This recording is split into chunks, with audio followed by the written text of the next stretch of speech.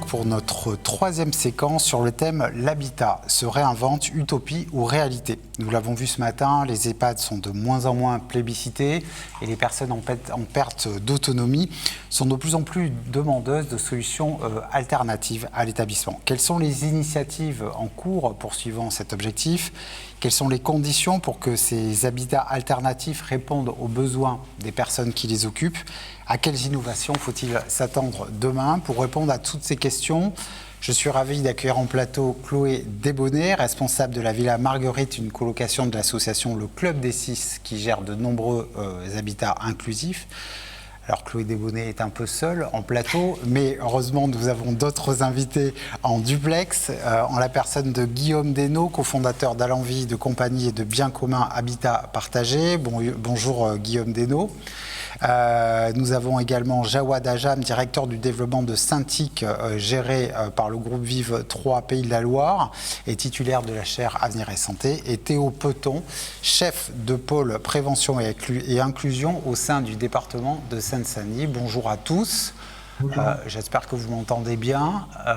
Voilà, on va faire une réunion mi-présentiel, mi en duplex, et tout va bien se passer. Alors évidemment, je donne la priorité à Chloé Desbonnets qui est présente à mes côtés. Est-ce que vous pouvez nous expliquer, Chloé Desbonnets, ce fameux Club des Six, comment est né ce projet-là et quel est son objectif et comment vous gérez ces nombreux habitats inclusifs ?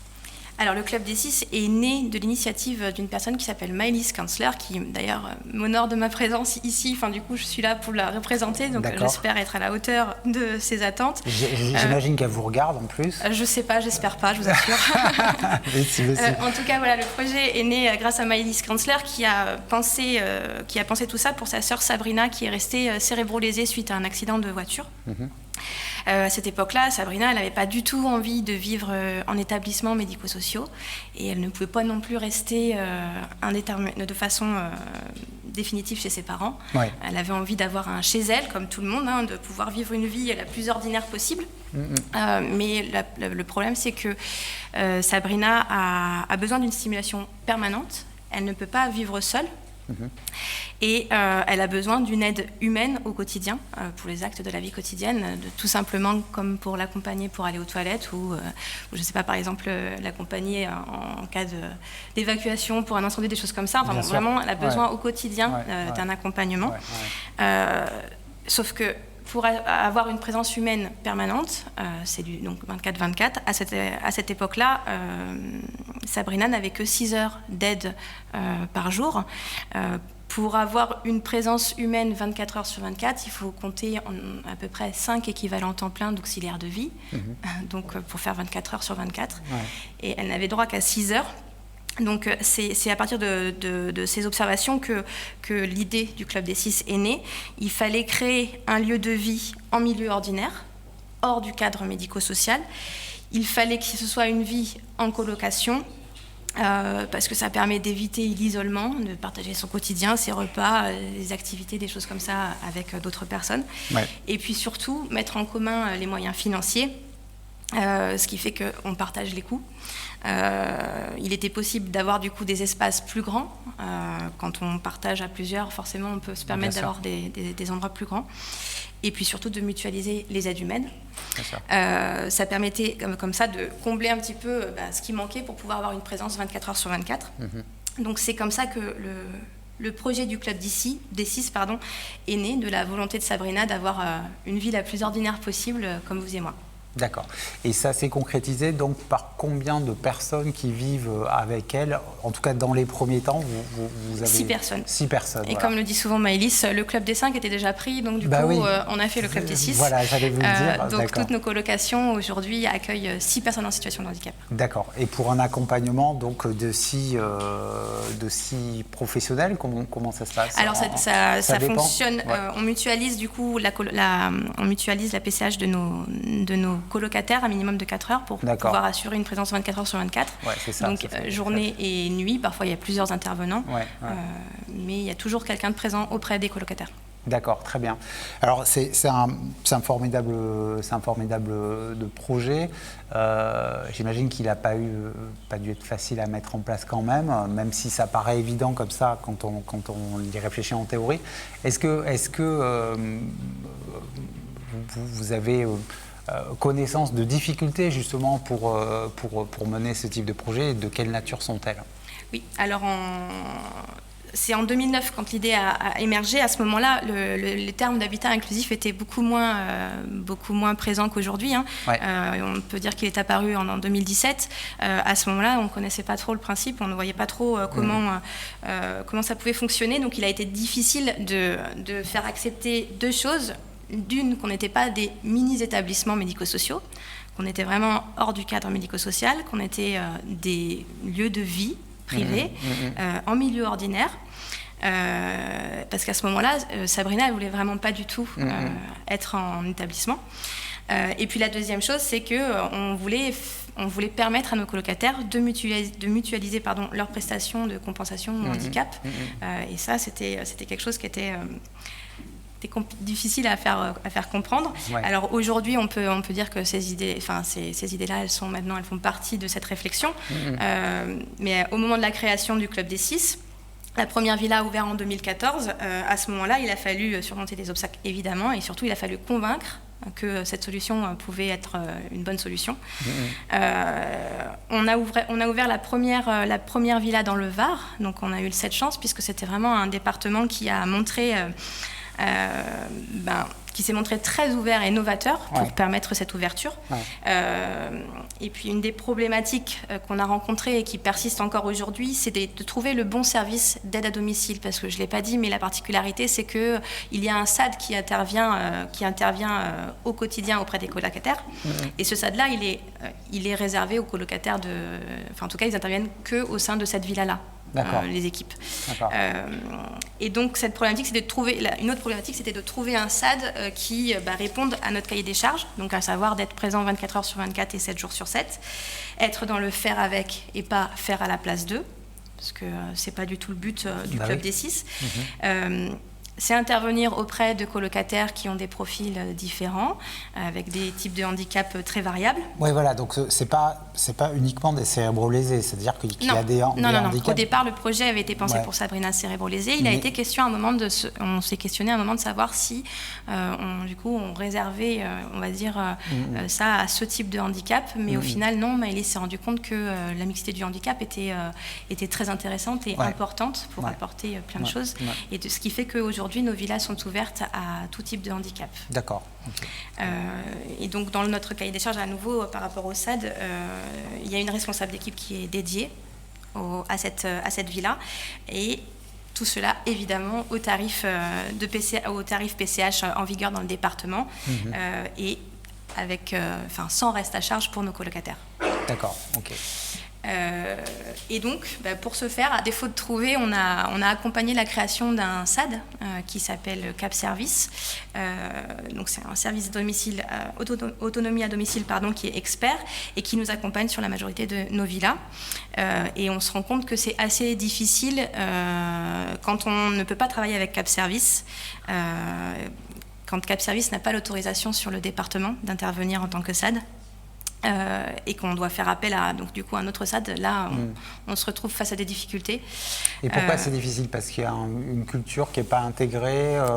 C'est ça, hein, oui, vraiment, c'est l'idée de vraiment d'être dédié à un groupe de colocataires avec des horaires différents, des choses comme ça. C'est vraiment particulier, c'est propre à l'habitat inclusif. Et avec peut-être un peu cette approche collective, j'imagine aussi d'intervenir, c'est-à-dire de mettre du lien entre les différents locataires. Et en plus de travailler, on va dire en parallèle avec le Club des 6 qui travaille sur le projet de vie sociale et partagée, où au-delà de l'accompagnement au quotidien, dans les actes de la vie quotidienne, il y a toute la partie volonté de porter des projets à titre individuel ou à titre collectif. Parce qu'on attend de nos colocataires qu'ils aient envie de faire des choses pour eux, à titre individuel, mais aussi de faire des choses avec le groupe, puisqu'ils sont dans une colocation, comme vous et moi, on pourrait créer demain. Donc l'idée, c'est de faire des choses ensemble et de partager des moments intéressants. Et Et donc voilà. Donc jusqu'ici, malgré toutes ces difficultés quand même, on a eu des financements qui nous ont été accordés par la CNSA et puis aussi les départements. Et actuellement, on a donc 16 villas qui sont déjà ouvertes sur le territoire national et nous devrions en ouvrir une vingtaine en 2024. D'accord, en plus. Oui. D'accord. En plus. Ok, très bien. En plus des 16 déjà ouvertes. Moi, j'avais une question à vous poser concernant ce... Je n'avais pas prévu de vous la poser, hein, mais ce n'est pas une question piège. Piéger, c'est pas sympa. Non, c'est pas une question piège. Une question un peu de curiosité sur cette question, sur le service d'aide à domicile en fait, que vous avez contribué à créer. On sait qu'il y a un problème d'attractivité des métiers de l'humain. Certains services d'aide à domicile aussi ont des manières de fonctionner qui redonnent du sens quelque part aux professionnels. Je pense à certaines autonomies de gestion, etc. Mais il y a plein de manières de redonner du sens. Est-ce que vous avez le sentiment justement que ce service créé par vos soins, il y a des professionnels aussi qui sont contents d'être là et ça m'amène vers les plus-values aussi de cette initiative, c'est-à-dire est-ce qu'il y a des professionnels qui sont contents d'être là parce qu'ils voient beaucoup de sens à ce que vous faites? Est-ce que vous pouvez me dire quelques mots sur le sujet? Disons qu'il y a des avantages dans le sens où c'est pas le même fonctionnement qu'un SAD classique puisque nos intervenants sont présents sur des horaires de journée, sur des journées et ils arrivent le matin sur leur lieu de travail, ils repartent le soir sur leur ils repartent chez eux, et ils ont pas il n'y a pas de coupure, il n'y a pas de Oui, il n'y a pas on s'arrête et il faut reprendre 3 heures plus tard. Ils n'ont pas de changement de domicile à faire, ils sont vraiment présents au quotidien pour nos colocataires, avec l'idée de bien sûr travailler pour les colocataires et travailler chez les colocataires aussi. Et puis ils ont du temps. Ils ont le temps, c'est-à-dire que le rythme de la villa se crée aussi bien avec l'équipe qu'avec les colocataires. Évidemment, c'est le groupe ensemble qui va créer sa dynamique et qui va décider un peu de comment sont organisées les journées. Et donc, forcément, il y a beaucoup plus de temps, donc c'est beaucoup plus confortable. Et parce qu'on est 6, et comme le dit aussi souvent Maëlys, on ne deviendra jamais le club des 10. Donc on reste sur ce petit nombre. Donc évidemment, il y a des avantages. D'accord, très bien. Alors justement, si on en vient aux plus-values pour les personnes présentes, pour les fameux locataires, qu'est-ce que vous pouvez constater parmi ces plus-values-là? Tout simplement l'accès à une vie ordinaire, un confort auquel ils ont droit, d'avoir un chez-soi, d'être vraiment dans une vie considérée comme ordinaire, même si ça peut être un peu subjectif de dire ça comme ça, mais en tout cas l'idée d'une vie épanouissante avec l'envie de, comme je disais tout à l'heure, d'avoir des envies pour soi, des envies pour le groupe, de vivre des expériences au-delà des activités occupationnelles. Ça leur fait vivre des aventures, ça leur fait rencontrer des personnes, ça évite l'isolement, ça développe énormément de choses, ça les intègre à la vie aussi de la cité, puisqu'on fait en sorte d'installer nos villas en cœur de ville. En termes d'accessibilité, évidemment, c'est beaucoup plus pratique. Ils peuvent aller boire un café au petit bar du coin ou aller sur les marchés, des choses comme ça. Donc on va dire que ça joue sur la mise en valeur de toutes leurs capacités, parce qu'ils font des choses pour eux, comme eux ils ont envie. Et puis la plupart de nos colocataires résument ça en un seul mot, c'est la liberté. Voilà. Et après, on ne faut pas oublier l'aspect financier qui est assez important aussi dans les plus-values. C'est que, on le sait, la vie coûte très cher, d'autant plus quand on est en situation de handicap. Pour des personnes qui sont en fauteuil roulant, il faut avoir un lieu de vie adapté, en tout cas un appartement adapté ou quelque chose d'adapté. Mais il n'y en a pas beaucoup. Ils doivent être forcément plus grands, donc plus chers, et donc ça va vite. L'accompagnement dont on parlait tout à l'heure, donc les 5 ETP qu'il faut pour pouvoir avoir une présence 24 heures sur 24, ça fait une dépense moyenne de 10 000 euros. Donc c'est quand même une sacrée dépense. Alors que nos colocataires, ils décident de mettre en commun toutes leurs aides, une partie de leurs aides, et ça leur permet aussi d'accéder du coup à un logement adapté, suffisamment grand et sécurisé par la présence de nos intervenants, des intervenants Cap Service. On mutualise les frais de vie, ce qu'on appelle les frais de vie, qui permettent de financer toutes les dépenses du quotidien, les charges de la villa, ces choses-là. Ajouter au loyer, ça fait une dépense de 850 €. Donc si on considère l'AAH de nos colocataires plus la MVA auquel ils ont droit et les APL, ça leur laisse à peu près 400 € pour vivre. On est à 40% de leur AH par rapport à un établissement où on est sur en moyenne 30%. Et puis pour l'accompagnement, évidemment, ils le multiplient par 4 en partageant avec les autres. Parfois, ils n'ont pas, eux, 24 heures ils n'ont pas 24 heures d'aide par jour, donc forcément, ils peuvent profiter de cet accompagnement aussi. Très bien, je vous remercie beaucoup. On va passer à un deuxième projet aussi qui est très intéressant, qui est le projet Bien commun habitat partagé. Je voudrais parler, et je voulais donner la parole à Guillaume Desnaux, justement, qui porte ce projet. Alors, Guillaume, je parle sous votre contrôle. Bien commun habitat partagé, c'est un lieu de vie permettant à des personnes atteintes de la maladie d'Alzheimer de cohabiter. Est-ce que vous pouvez nous en dire plus sur la déclinaison de ce projet? Comment est-il né? Comment il se décline aujourd'hui? Exactement. Bonjour à tous. Bien commun, ce sont donc des... J'ai un écho, pardon. Ce sont donc des colocations. On vous entend très bien.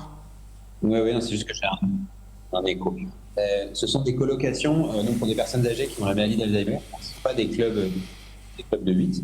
Que dans nos 2 maisons qui fonctionnent aujourd'hui à Paris, à la IPE et à maison, vous avez dans chacune des maisons 8 personnes âgées qui ont la maladie d'Alzheimer ou des troubles apparents. Et ces personnes vivent ensemble avec en permanence l'accompagnement d'animateurs ou animatrices de la vie partagée et d'auxiliaires de vie. Il y a au moins 2 personnes la journée, souvent 3, et une la nuit, qui sont là pour les accompagner. Donc, on est vraiment dans la même philosophie que le club de l'idée et de faire avec, plutôt que de faire à la place d'eux.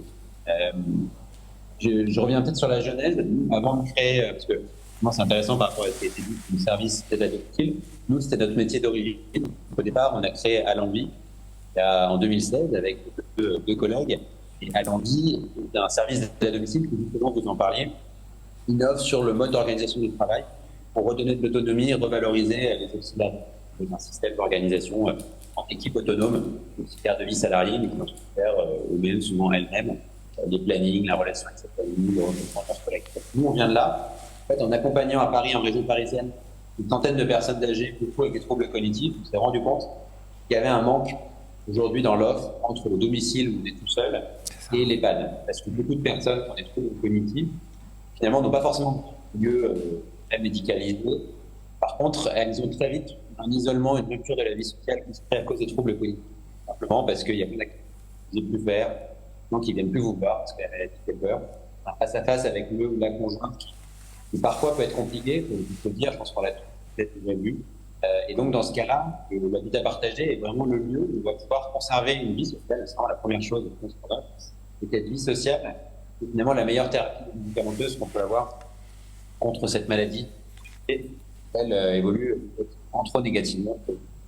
Et au-delà de rester en prise avec les tests de la vie quotidienne. Donc, ça a déjà été le concept plus proche, sauf qu'évidemment, les personnes sont très différentes du cognitif. Mais le fait, par exemple, de participer à la préparation des repas, faire des gestes de la vie quotidienne comme jardiner, de linge à sécher avec un auxiliaire de vie. En plus, évidemment, des activités qui peuvent être organisées, musicothérapie, échange avec les personnages, etc. Bien, ça maintient, ça évite à la maladie d'évoluer trop vite et arrive facilement quand on arrive dans un lieu où d'un seul coup, tous les gestes de la vie quotidienne deviennent collectifs parce que la restauration est collective, le linge c'est collectif, etc. Voilà.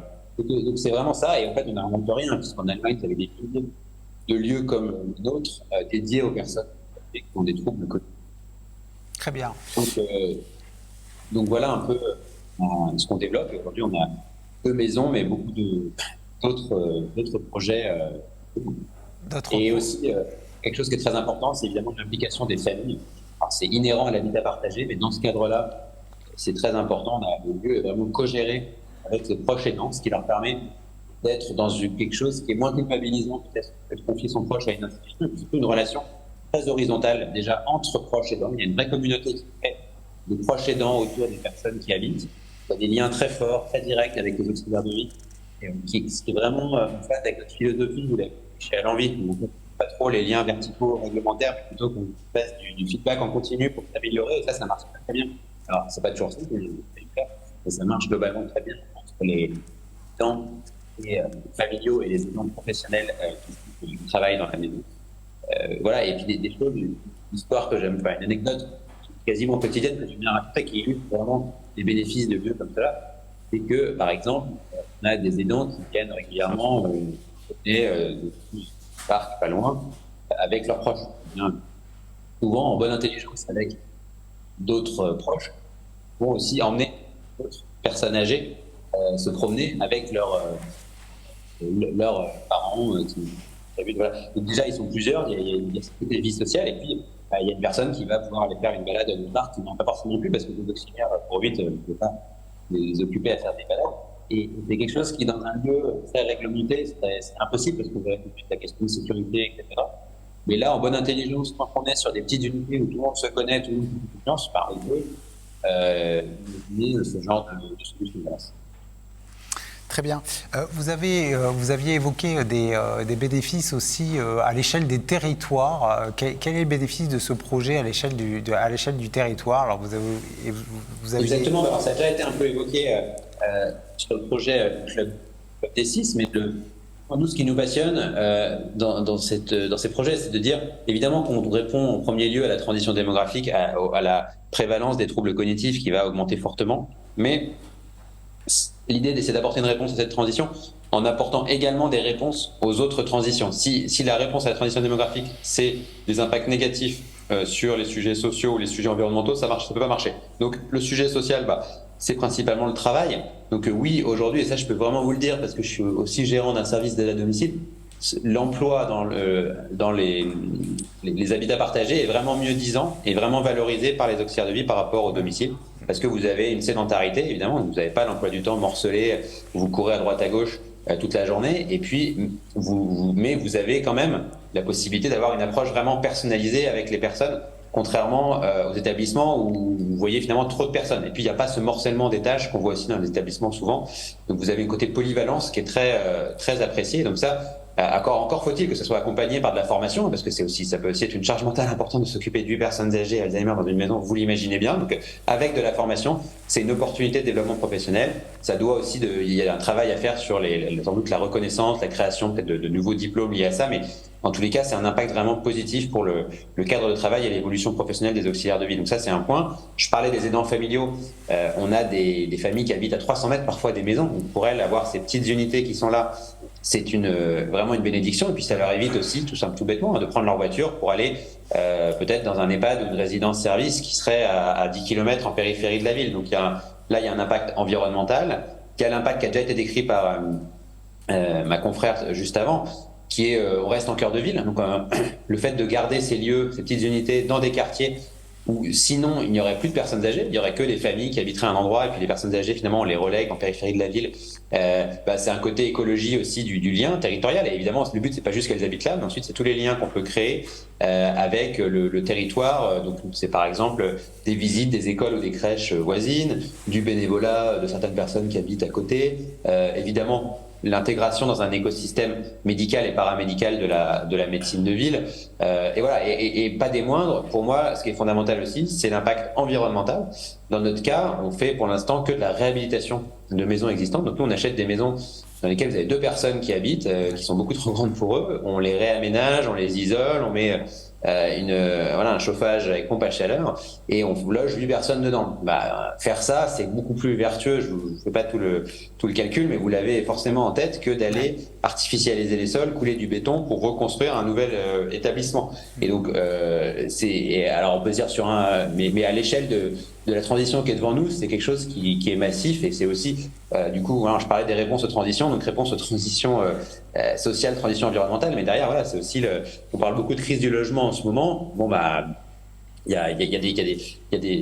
Si on développe massivement l'habitat partagé, on apporte une première réponse, peut-être pas qui va pas répondre à tout le problème de la crise du logement, mais une partie du problème, en se transformant du bâti existant. Très bien. Je vous remercie. Alors, on a vu effectivement énormément de beaux projets avec des impacts positifs, mais il faut aussi se poser la question des conditions pour que ces habitats alternatifs, partagés, puissent répondre aux besoins des personnes fragiles. Alors, je voudrais me tourner vers Jawad Ajam. Vous êtes directeur du développement du Cintiq. Est-ce que vous pouvez nous expliquer justement à quelles conditions tous ces habitats alternatifs peuvent véritablement fonctionner? Quels sont les prérequis nécessaires? Alors, je ne vous entends pas. Je crois que vous n'avez pas mis votre... Voilà, c'est parfait. Je pense. Ouais, très bien, c'est parfait. Je voudrais tout d'abord m'excuser pour ma non-présence physique. Là, je suis dans un bureau de la NGEN à Saint-Denis de la Réunion qu'on a bien voulu me prêter pour cette conférence qui est passionnante, que je suis depuis un certain temps. On ne va pas vous plaindre, on ne va pas vous plaindre. La condition est très large. Non, je ne demande pas à être rassuré.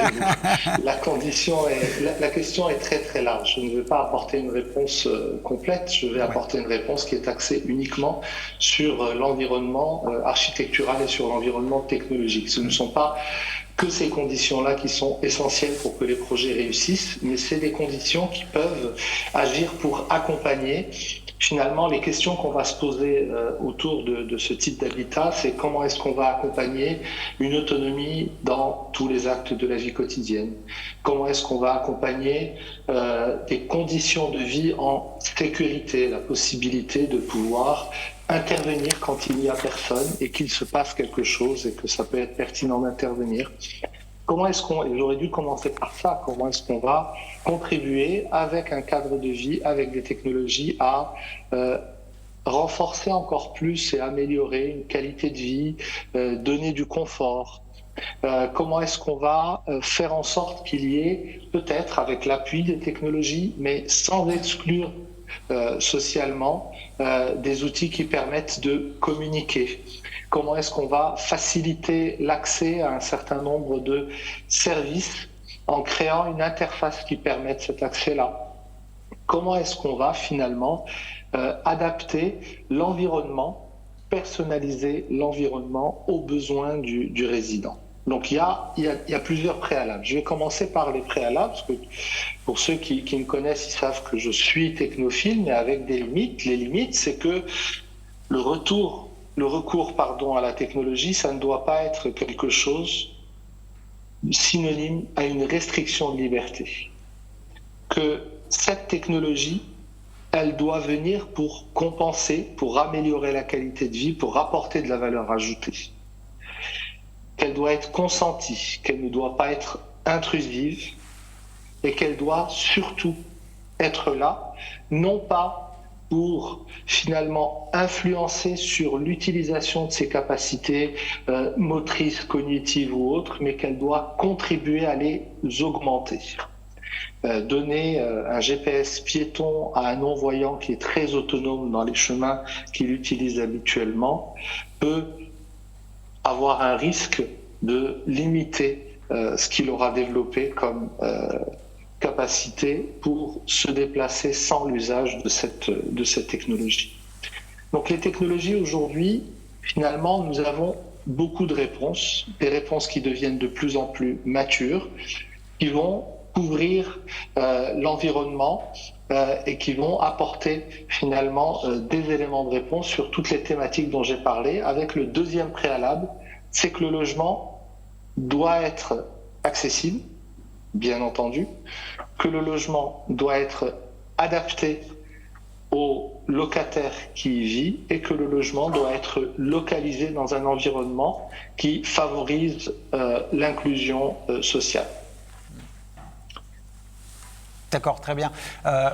Moi, j'avais une question justement sur cette dernière, sur ce préalable de l'adaptation du logement, et je voulais peut-être faire rebondir Guillaume sur le sujet, c'est-à-dire que En fait, Guillaume, vous nous avez dit en gros, bon, il y a des logements disponibles, c'est pas la peine de construire, de couler du béton, ça nous permettra de tenir compte aussi de la transition écologique. Mais quand on arrive dans une maison qui n'est pas configurée pour ça et où il faut faire un certain nombre d'aménagements, alors je pense effectivement aux aménagements accessibilité qui sont quand même financièrement très lourds. Guillaume, est-ce que ça, c'est pas un défi qui peut rapidement s'avérer impossible ? C'est un défi, mais en fait, si à un moment donné on ne regarde pas le coût environnemental associé à l'autre option qu'est de construire, on n'a pas d'incentive pour relever le défi. On se dit toujours il faut construire. C'est un peu ce qu'on a fait, si je caricature, dans le secteur et dans d'autres jusqu'à présent. Donc aujourd'hui, l'expérience montre qu'on arrive tout à fait alors c'est pas vrai dans toutes les maisons, mais donc quand on regarde les maisons, on les étudie sous cet angle, on arrive à les réhabiliter. Alors il y a tout un débat en ce moment, enfin, il y a des discussions pour produire des normes de sécurité incendie et éventuellement d'accessibilité liées à l'habitat inclusif. Mais moi, ce que je peux vous dire, c'est que nous, on met des ascenseurs PMR, on a des salles de bain PMR, mais on n'est pas exactement dans les normes ERP parce que c'est pour 8 personnes et qu'on n'a pas à s'y conformer et qu'en fait, il y a des normes plus souples qui sont en train d'être créées, mais qui sont en train d'être créées par les pompiers avec des garanties de sécurité incendie. Donc, voilà, par contre, par contre, évidemment, voilà, dans ces colocations, les gens n'ont pas forcément tous une chambre de la même taille, etc., mais tout en ayant des portes larges, des circulations, des salles de bain PMR et des ascenseurs. Donc, on peut tout à fait le faire. Après, il y a effectivement, selon la manière dont les maisons ont été construites, il y a eu pas mal moi, en tout cas en Ile-de-France, je visite beaucoup de maisons des années 70 qui sont quand même assez volumineuses avec des gros plateaux. On peut faire pas mal de choses. Et voilà, et il faut trouver après des investisseurs qui acceptent aussi ces coûts de réhabilitation parce qu'ils voient l'impact global de la chose. Évidemment, le lieu de vie, mais aussi l'aspect positif au niveau environnemental. D'accord, merci beaucoup. Je reviens à Monsieur Ajam. Vous nous avez expliqué un certain nombre de préalables justement pour que ces habitats alternatifs partagés puissent fonctionner. Et vous avez, est-ce qu'on peut faire un état des lieux aussi des outils dont on dispose aujourd'hui pour répondre à ces besoins, aux besoins des personnes qui occupent ces habitats partagés ? Oui, bien sûr, avec le préalable d'un cadre architectural qui privilégie l'autonomie et la sécurité et l'accessibilité, aujourd'hui on a des outils qui sont de plus en plus agiles, de plus en plus faciles à installer, de plus en plus finalement en termes de modèle économique accessible, mais l'essentiel c'est qu'ils répondent bien à la demande. Donc on va pouvoir, à l'aide d'une table de chevet, connecter tout un environnement sans être obligé de refaire des travaux complexes de réhabilitation, puisqu'on va pouvoir mixer du filaire et de la radio et apporter des éléments de réponse qui vont être personnalisés. On va pouvoir graduer l'apport de la technologie en fonction du profil du locataire. Et ce qui est intéressant aujourd'hui, c'est qu'on arrive maintenant avec des solutions qui arrivent sur le marché qui sont de plus en plus matures et qui sont de moins en moins intrusives et de plus en plus simples à installer. Donc si on prend la question de la domotique ou du contrôle d'environnement, il y a aujourd'hui, en mixant le filaire, la radio, des réponses qui sont très très simples à installer. Il commence à y avoir des équipements du type capteur ou des équipements qui vont plutôt activer un acte et qui vont là aussi pouvoir être installé simplement et répondre à une demande. Mais encore une fois, il faut que ça vienne renforcer l'action de l'aide humaine et il faut que ça réponde, puisqu'une technologie qui est mal adaptée, finalement, elle va à contre-courant. Il faut que ça vienne répondre aux besoins du locataire. Mais je pense qu'on est aujourd'hui dans des technologies, que ce soit le contrôle d'environnement, la domotique, des solutions de téléassistance qui ne sont pas forcément portées et qui ont aujourd'hui des taux de fausses alertes qui sont extrêmement faibles, des interfaces de communication avec l'extérieur. On commence à parler aussi de conciergerie numérique plus intuitive. On est sur des solutions qui aujourd'hui peuvent accompagner dans la mesure où ça s'inscrit dans un projet et ils peuvent accompagner à des coûts acceptables. Très bien.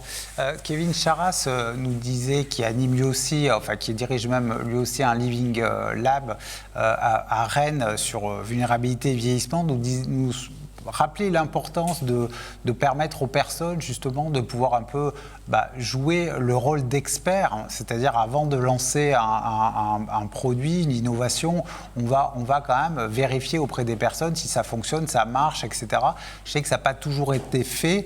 Est-ce que aujourd'hui c'est maintenant un préalable supplémentaire, c'est-à-dire de prendre en compte et de permettre aux personnes d'expérimenter un certain nombre d'innovations avant de le généraliser l'usage? Complètement. Peut-être juste avant de répondre à cette question-là, les exemples que je vous ai donnés, ce sont des exemples matures qui sont sur le marché. Ouais. Ce ne sont pas des exemples de solutions prototypes ou démonstrateurs. Bien sûr. La méthode Living Lab, elle permet effectivement d'être en co-design, d'être en co-construction, d'impliquer l'utilisateur dans le développement de la solution et finalement de faire en sorte que la réponse qui est apportée, elle corresponde effectivement aux besoins. Je vais vous donner un exemple très concret. Nous sommes en train de travailler en ce moment sur un projet de télergothérapie qui doit accompagner l'adaptation du logement en intégrant le bénéficiaire dans un environnement en réalité virtuelle.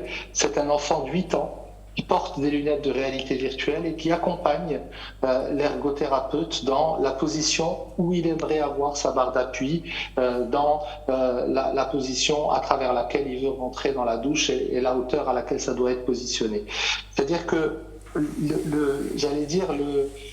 l'implication du bénéficiaire ultime est une implication essentielle, mais on est à 2 niveaux de réponse. Il y a des réponses sur le marché aujourd'hui qui sont opérantes et opérationnelles, et il y a un développement qui est de plus en plus agile, qui est de plus en plus intelligent et qui permet de répondre à ce que je disais tout à l'heure, autonomie, sécurité, téléassistance, voire même pour certaines pathologies de la télésurveillance. Dans le cadre, vous avez peut-être entendu parler des centres de ressources de territoire. Là, on est dans de l'habitat individuel. Pour les centres de ressources de territoire, ça n'est pas un environnement avec plusieurs locataires qui partagent cet environnement, c'est des logements individuels. Chaque logement individuel dispose de son environnement technologique qui est adapté à chacun des locataires en fonction de ses besoins et en fonction de la priorité des réponses qu'il faut apporter en tenant compte des fragilités du locataire. D'accord, très bien. Une dernière question, alors je ne sais pas si vous allez pouvoir me répondre, sans doute que oui. Si on fait un peu de fiction et si on essaie de se projeter dans l'avenir et en tenant compte effectivement de ça existe aujourd'hui, mais pas uniquement, à quelle grande innovation technologique il faut s'attendre demain justement dans ce secteur de l'habitat alternatif?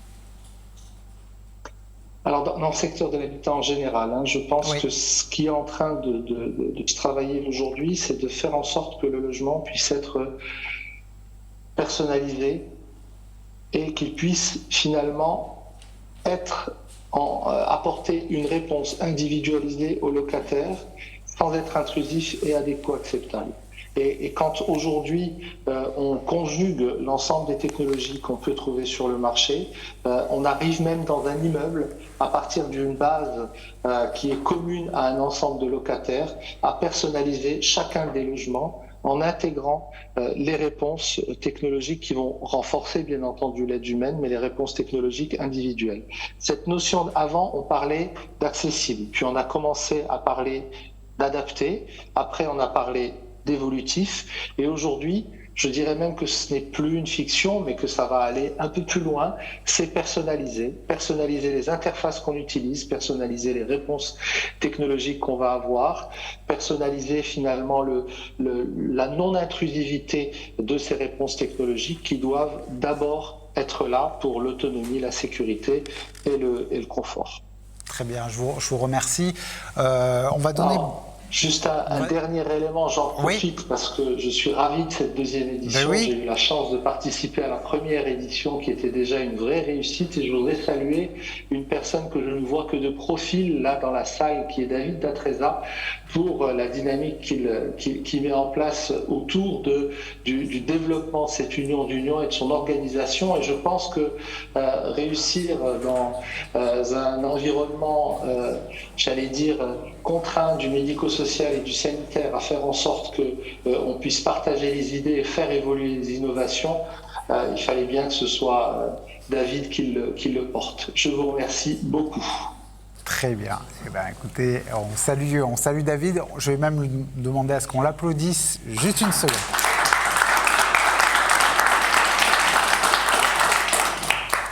Merci à vous. Alors maintenant, on va essayer on va se tourner vers Théo Peton, puisque Théo Peton travaille pour le département de la Seine-Saint-Denis. Et en complément de tous ces projets d'habitat inclusif, le département soutient de nombreux projets de tiers-lieux. Alors, Théo Peton, est-ce que vous pouvez nous expliquer pourquoi ce choix de soutenir ces tiers-lieux qui peuvent apparaître un peu éloignés de ces fameux habitats alternatifs et partagés, mais en fait qui tournent un peu autour de la même chose, c'est-à-dire le lien, la création de liens entre les personnes, soit à une échelle habitat, soit à une échelle quartier. Pourquoi ce choix de soutenir ces tiers-lieux, Théo Peton ? Alors le département de la Seine-Saint-Denis mène aussi une politique que je crois pouvoir qualifier de volontariste sur le développement de l'habitat inclusif, mais en effet les élus départementaux ont souhaité, en complément, créer un réseau de lieux ressources dans la ville qu'on a appelé les tiers-lieux autonomie dans mon quartier. C'est deux actions qui sont complémentaires parce que toutes les personnes âgées et les personnes en situation de handicap n'expriment pas forcément le souhait, n'ont pas forcément le besoin de mettre en place un projet de vie partagé et de partager du coup des temps de la vie quotidienne avec leurs voisins, voire avec leurs colocataires. Ce qui est aussi la promesse de l'habitat inclusif. Et on en a aussi une vision très large de l'habitat inclusif et de son développement en Seine-Saint-Denis, mais pour autant, évidemment, ça ne peut pas épouser l'ensemble des besoins. Cependant, les personnes âgées et les personnes en situation de handicap, sans vouloir parler à leur place, mais en tout cas quand on a des échanges qu'elles expriment le plus souvent de manière assez consensuelle, je dirais, c'est de la nécessité d'avoir un logement qui soit confortable, un logement ordinaire, un chez-soi, comme ça a été dit, mais de pouvoir aussi profiter de tout un environnement de droit commun, de profiter de toutes les aménités du quartier, d'avoir des commerces, des services de proximité qui permettent tout simplement de se sentir bien aussi à l'échelle de son quartier, à l'échelle de sa ville. Et pour répondre justement à cet objectif-là, les élus départementaux ont souhaité développer ce réseau de lieux ressources. On les considère comme des points d'appui justement à l'inclusion dans la ville. Ce sont en fait tout simplement des lieux qui permettent de créer une interface entre la vie dans l'espace domiciliaire, dans l'habitat, et la vie dans les espaces publics. C'est des lieux de solidarité, des lieux de vivre ensemble, où on va pouvoir trouver une diversité d'activités collectives, de petits services, mais de permettre aussi des usages libres et indépendants, parce que c'est ça aussi l'intérêt d'un tiers-lieu et de cette dynamique-là. D'accord, justement, est-ce que vous avez quelques exemples en tête que vous pourriez nous décrire pour qu'on prenne la mesure de tous ces projets ? Tout à fait, parce que évidemment, le terme tiers-lieu, il est extrêmement intéressant parce qu'il permet aussi d'exprimer toute la diversité, l'hybridité des choses qui peuvent être mises en place. Ce qu'on retrouve à chaque fois, ce sont des activités collectives, des services pour faciliter l'accès aux droits ou faciliter le quotidien, mais aussi toute une diversité d'usages libres. Et maintenant, pour rendre tout ça concret auprès des habitants, personnes âgées, personnes en situation de handicap, ou plus largement tous les habitants de la ville, en fait, ça se concrétise avec des identités associatives ou coopératives, parce que souvent les types d'acteurs qu'on est amené à soutenir, qui sont très différentes. Donc, si je peux citer un exemple, je vais penser par exemple à un café associatif qu'on a soutenu à Pantin. Voilà, on avait un collectif d'habitants qui souhaitait mettre en place un lieu de convivialité, à l'origine notamment dirigé vers les femmes, parce qu'en fait il y avait peu d'espace dans le quartier qui permettait aux femmes, âgées ou pas, de se retrouver. Et grâce au soutien des départements, il y a maintenant toute une programmation d'activités de prévention, d'activités collectives qui sont pensées ou en tout cas accessibles aux personnes âgées, aux personnes handicapées. Je pense aussi par exemple à un autre projet sur un mode différent qu'on a pu soutenir dans la ville de Drancy. C'est un projet porté par là aussi un acteur de l'économie sociale et solidaire qui a en fait permis de transformer un ancien parking dans la ville en une véritable ferme urbaine. Il y a eu une serre, des bacs écologiques qui ont pu être produits, et grâce au soutien du département, on vient ajouter à ce projet écologique un projet social en permettant de mettre en place dans ce lieu des activités culturelles, sportives et différents services, en lien notamment en rapport avec l'alimentation, ce qui est évidemment un enjeu de prévention de la perte d'autonomie extrêmement important. Et je terminerai par un dernier exemple, où là on a été amené à travailler avec un bailleur social dans la ville de Sevran. C'est un bailleur qui disposait dans son parc de logements sociaux d'une résidence où il y avait des rez-de-chaussée qui n'étaient plus utilisés, qui étaient même murés depuis longtemps à cause de problèmes de gestion. Grâce au soutien du département qui apporte des aides à l'investissement et des aides en fonctionnement pour ce type de projet, eh bien, tous les rez-de-chaussée ont pu être transformés. Il y aura des logements accessibles qui vont justement être le support d'un projet d'habitat inclusif pour des personnes âgées, mais il y aura aussi, par exemple, une épicerie sociale et solidaire, un atelier de bricolage, et puis tout un espace polyvalent où il y aura des activités collectives à destination des personnes bénéficiaires de l'aide à la vie partagée, mais qui sera ouvert beaucoup plus largement dans une dynamique intergénérationnelle à tous les habitants du quartier, voire de la ville. C'est vraiment des lieux qui ont cette fonction de rayonner à une échelle locale et de permettre de recréer aussi de la cohésion sociale et intergénérationnelle dans les quartiers. Très bien. Alors on voit tous les bénéfices globaux de ces fameux tiers-lieux. Est-ce que malgré tout, vous avez des remontées justement des habitants et de autour de la création de ces projets? Est-ce qu'on peut analyser, évaluer l'impact de ces fameux tiers-lieux sur le lien social à l'échelle de la société? C'est forcément partiel les retours d'expérience que je peux donner, parce qu'on a été amené à créer ce réseau en 2019, à soutenir les premiers lieux en 2020, et chaque année en fait on étend le réseau de lieux qu'on soutient, parce que l'objectif qui a été donné par les élus départementaux, c'est de pouvoir soutenir 30 lieux dans 30 villes différentes d'ici à 2025.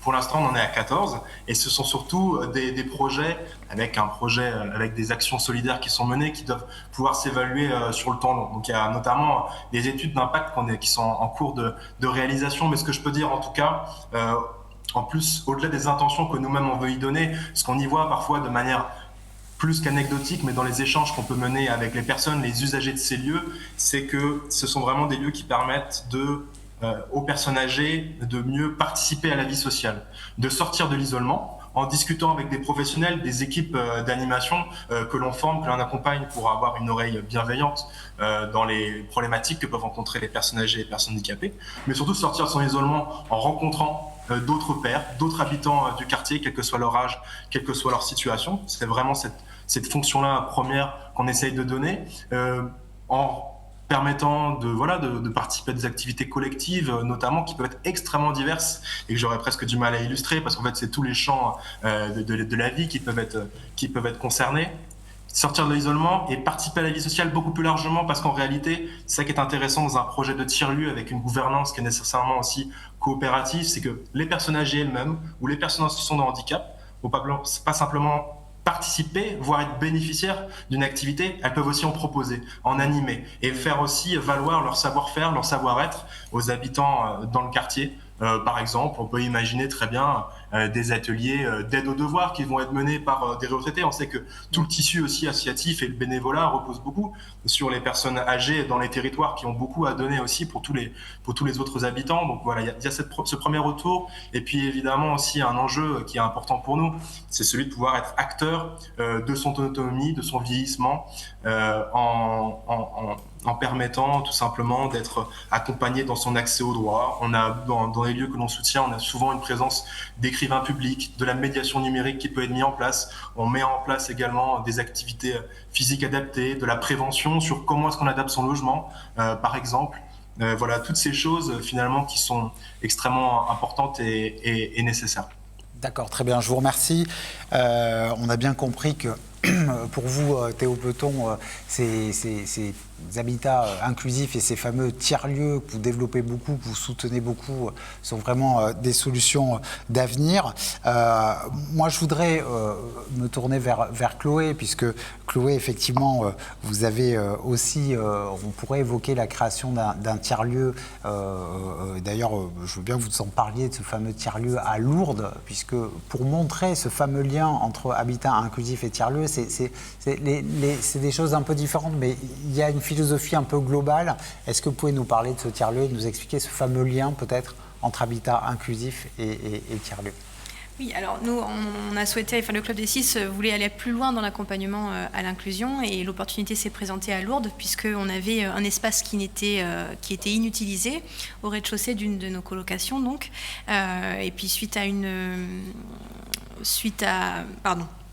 on a questionné la mairie et les habitants et en fait, voilà, on a créé ce tiers-lieu qui donne, voilà, qui est co-animé par les colocataires et aussi des bénévoles qui sont donc extérieurs à la colocation, mais qui donnent des activités à nos colocs et qui leur donnent à réfléchir sur qu'est-ce qu'on peut organiser, qu'est-ce qu'on peut faire de ce lieu qui est ouvert.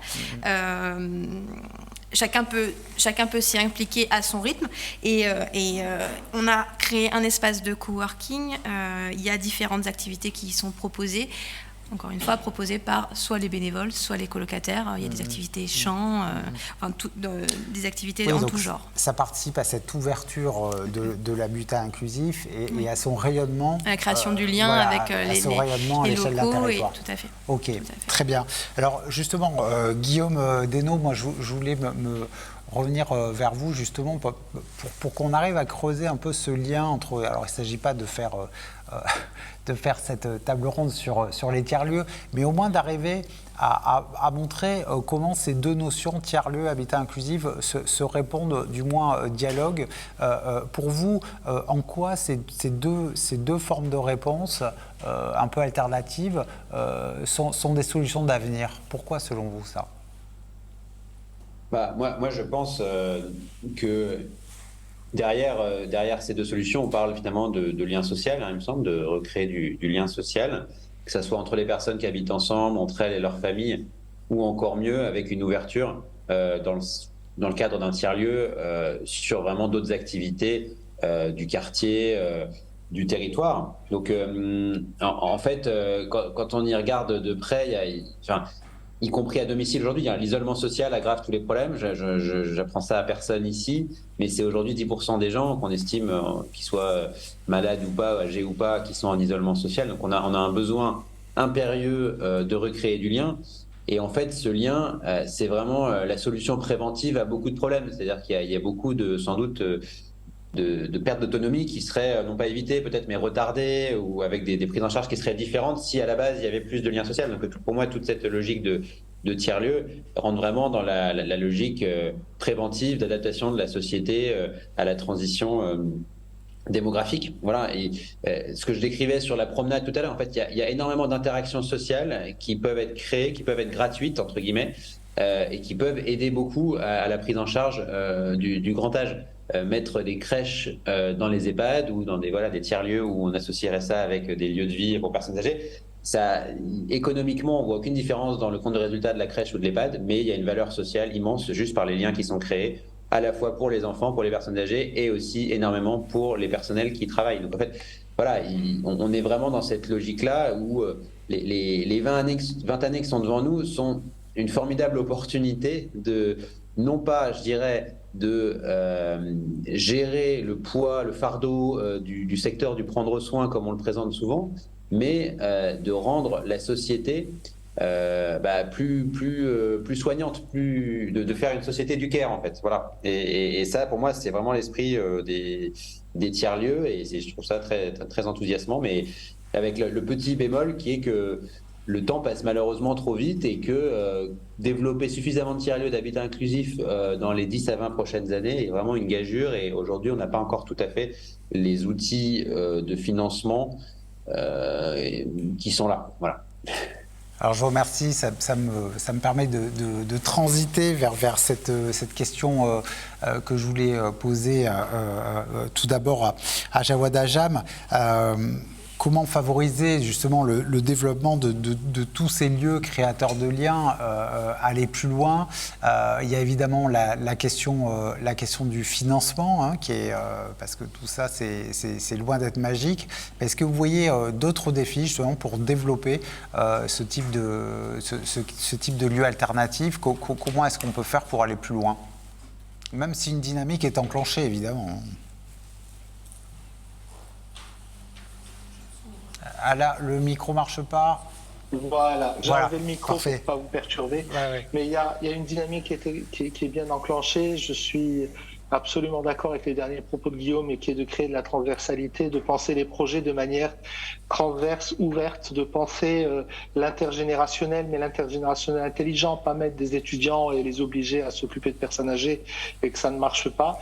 Mais il y a aussi à commencer à penser le diffus, à commencer à penser le fait que on peut rester chez soi tout en faisant partie d'un programme d'habitat partagé ou d'un programme de logement inclusif, qu'on peut à l'échelle d'un territoire, à l'échelle d'un immeuble, mais d'un immeuble avec des logements qui vont être éparses, finalement bénéficier du même type d'encadrement global, aide humaine, techno, etc., qui vont favoriser ça. Il y a un projet en réflexion. Vous savez, si on prend des territoires comme la Corse, où on a des petits villages avec des personnes pour des questions X ou Y qui ne veulent pas quitter leur maison, pour lesquels c'est compliqué, mais aussi intéressant de recréer des liens et de faire des choses, sur un village de 3, 4, 500 habitants, à l'échelle de quelques centaines de mètres carrés, on va pouvoir finalement recréer une même dynamique. C'est ce que j'appelle les logements inclusifs diffus. Recréer ça, créer un espace partagé qui permette de favoriser ce lien social, mais surtout faire en sorte qu'on prenne en compte les besoins et en facilitant au maximum ces ouvertures. Donc je crois que le maître mot aujourd'hui, c'est toujours bien entendu humanité et bienveillance, mais c'est surtout agilité. Et je pense que en ayant des professionnels formés, dynamiques, volontaires et une technologie de plus en plus éprouvée, on peut arriver à faire des miracles sans être obligé de finalement dépenser trop. D'accord. Guillaume, est-ce que vous partagez cette analyse-là? On peut faire beaucoup sans dépenser trop. Alors, je pense de toute façon, on va devoir. C'est-à-dire qu'on n'aura pas assez de financement. Enfin, tout ne va pas se régler avec de l'argent, je suis bien d'accord, le lien social, etc. C'est pas le cas. Maintenant, j'observe juste que pour la partie rénovation, c'est le grand sujet, qu'elle soit énergétique ou adaptation au vieillissement du bâtiment, là, on sait quand même pas trop faire sans argent, et il y en a, il y a des financeurs qui abordent ces sujets. Donc je dis pas du tout que le verre est complètement vide, mais il y a sans doute des choses qui pourraient être faites, des prêts spécifiques, très long terme, des choses qui pourraient vraiment changer la donne pour beaucoup d'acteurs qui sont peut-être pas encore... Ou si on prend l'exemple, je discutais tout à l'heure avec quelqu'un qui développe des habitats partagés dans le Beaujolais et qui travaillait avant dans les crèches, et les dispositifs de financement des CAF qui ont été mis en place sur les 20 dernières années pour pouvoir répondre à la demande de crèche, et encore on n'arrive même pas à y répondre, sont sans commune mesure avec ce qui existe dans l'habitat partagé, où il y aurait beaucoup à faire. Très bien. Il y a la VP, etc., ça va dans la bonne direction, mais ça pourrait être grandement accéléré, parce que pour le coup, il y a des centaines de projets partout sur le territoire, portés par des gens très dynamiques, avec des intentions très, très bonnes, et en plus plein de professionnels qui rêvent d'aller travailler dans ces lieux. Donc il y a quand même beaucoup de conditions réunies pour un développement massif. Très bien. Chloé, un mot justement sur ces conditions pour que justement ces dynamiques nouvelles, elles s'accélèrent encore. Il y a la question de l'ouverture, il y a la question des financements. Oui, pareil, effectivement, il y a eu quand même des avancées depuis quelques années, notamment la reconnaissance de l'habitat inclusif qui maintenant existe hors du cadre médico-social. Après, comme l'a dit Guillaume, il y a le côté, l'AVP, pardon, excusez-moi. Il y a la progression aussi du montant de la PCH qui permet de mieux payer nos auxiliaires de vie, qui est passé de 17 € de l'heure en 2020 à 23 € en 2023. Donc voilà, en termes d'avancée, on peut voir toutes ces choses-là. Après, ce qui freine encore aujourd'hui, c'est justement certaines modalités de financement de l'AVP, parce qu'actuellement, l'AVP est octroyée à la signature du bail du colocataire, en tout cas je parle pour le Club des 6, et ça ne permet pas forcément d'organiser au mieux les séjours d'essai qu'on propose à nos colocataires, et pourtant c'est un des fondamentaux, c'est important pour les colocataires de voir si ça leur correspond, et puis pour les personnes qui sont déjà installées, c'est de mesurer aussi leur compatibilité.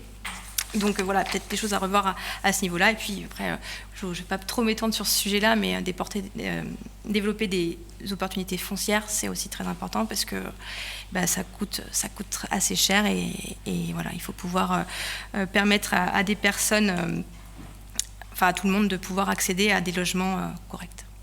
Très bien. Je vous remercie. Je vous remercie tous, d'ailleurs, mesdames, messieurs. Nous avons bien pris la mesure donc, de la diversité des initiatives existantes en matière d'habitat alternatif, des 1000 manières de faire vivre cette fameuse société du lien. Mais on va le voir de manière beaucoup plus détaillée dans notre dernière table ronde. Faire naître ces beaux projets, c'est aussi impliquer des acteurs, notamment sur le plan financier.